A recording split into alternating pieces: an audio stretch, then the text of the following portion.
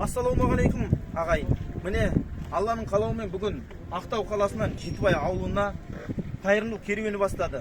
Осы керуенде карантин режиміне жатып қалған Жетібай ауылындағы әрбір мұқтаж отбасыларға 50 кіләлік астықты табыстамақпыз иншалла.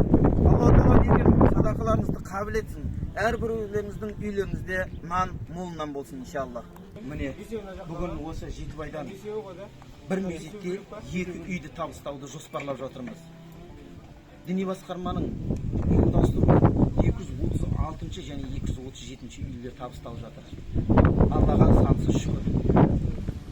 Şimdi işi жанға толсын, сырты малға толсын. Алланың жаңағыдай жақсы көрген кішкентайлардың өмірі ұзақ болсын.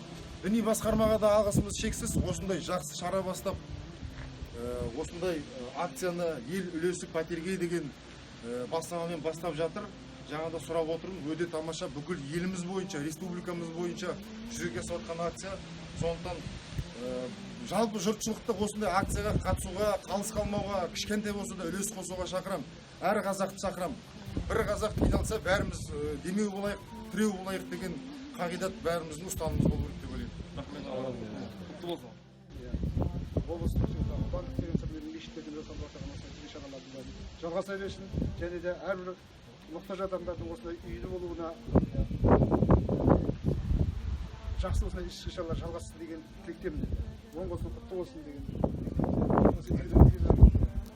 Құтты болсын. Бір ауыз егер айтатын болсаң, апаңа алғысыңды айтатын болсаң. Барша халыққа алғыс разы болсын. Өте қуаныштымын, Аллахтың ақысы бер. Осы үйлі болып отырған жандарға Алла Тағала үйлеріне береке, бастарына амандық бермек. Амин. Алла Тағала осы үйде шаңырақтары күймей, ұрымсақтары көбейіп, балдары көбейіп, солардың қызықтарын көруге Расулла нәсіп етсін. Амин. Алла Тағала осы мұқтаж жандардың да үйлерінің көбеюіне нәсіп еткізгей. Алла Тағала елімізге, жерімізге тыныштық бергей. Аман есен жүрімізді нәсіп еткей. Алхамдулиллахи раббил алямин. Ассалату вассаламу аля саййидина Мұхаммад. وآله وصحبه أجمعين برحمتك يا أرحم الراحمين. الله